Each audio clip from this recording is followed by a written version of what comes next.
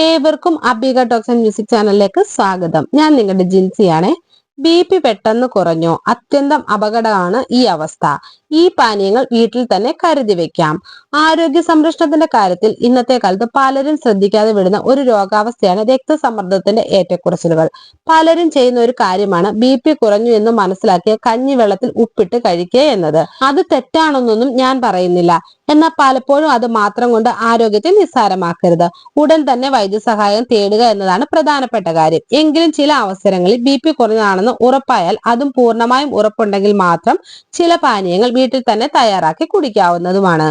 പലപ്പോഴും ആരോഗ്യത്തിന് എന്തെങ്കിലും തരത്തിലുള്ള അസ്വസ്ഥതകൾ വന്നാൽ ഉടൻ തന്നെ സ്വയം ചികിത്സയ്ക്ക് നിൽക്കാതെ ഡോക്ടറെ കാണുക എന്നതാണ് ആദ്യപടി. രക്തധമനികളുടെ ഭിത്തിയിൽ രക്തം സാധാരണയേക്കാൾ കുറയുന്ന അവസ്ഥയാണ് കുറഞ്ഞ രക്തസമ്മർദ്ദം എന്ന് പറയുന്നത്. ഇതിന്റെ ഫലമായി ചിലരിൽ തലകറക്കം, ബോധക്ഷയം, ക്ഷീണം, കാഴ്ചമങ്ങൽ തുടങ്ങിയ പ്രശ്നങ്ങൾ ഉണ്ടാവാം.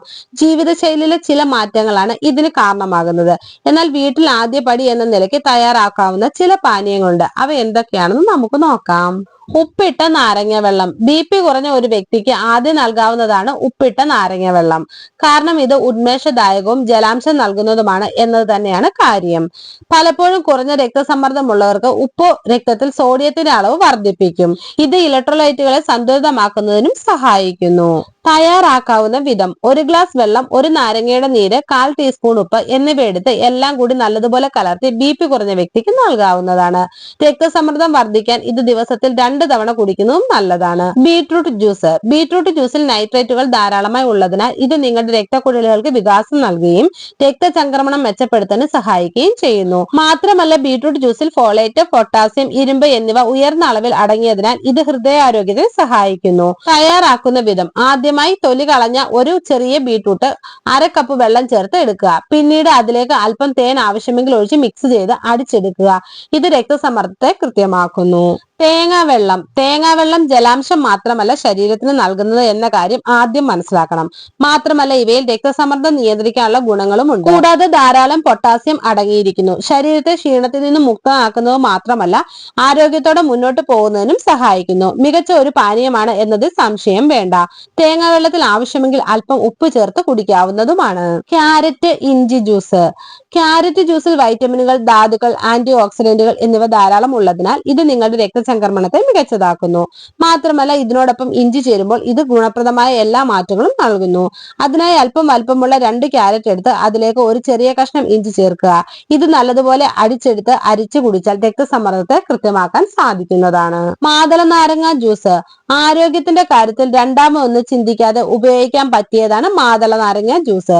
ഇത് നിങ്ങളുടെ രക്തചംക്രമണം മെച്ചപ്പെടുത്തുന്നു. അതോടൊപ്പം തന്നെ ഉയർന്ന കൊളസ്ട്രോൾ കുറയ്ക്കുന്നതിനും രക്തസമ്മർദ്ദത്തെ നിയന്ത്രിക്കുന്നതിനും സഹായിക്കുന്നു.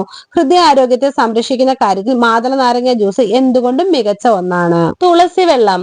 തുളസി വെള്ളം നിങ്ങളുടെ ആരോഗ്യത്തിന് വളരെയധികം സഹായിക്കുന്നതാണ്. ആയുർവേദ ഗുണങ്ങളുടെ കാര്യത്തിൽ ഏറ്റവും മികച്ചതാണ് തുളസി എന്ന കാര്യത്തിൽ സംശയം വേണ്ട. ആരോഗ്യ പ്രശ്നങ്ങൾക്ക് എളുപ്പത്തിൽ പരിഹാരം കാണുന്നതിന് തുളസി വെള്ളം സഹായിക്കുന്നു.